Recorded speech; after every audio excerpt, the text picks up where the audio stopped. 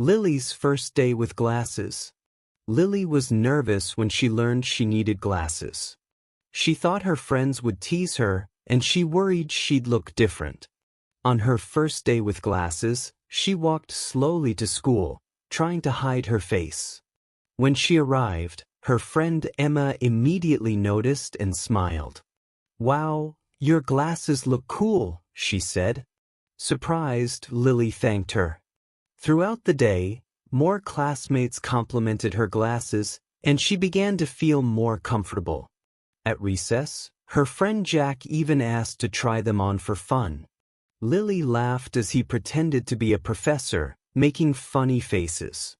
By the end of the day, she realized her glasses weren't so bad after all. In fact, they helped her see the world more clearly.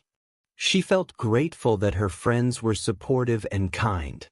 That night, as she cleaned her glasses, she smiled, knowing she was proud of her new look.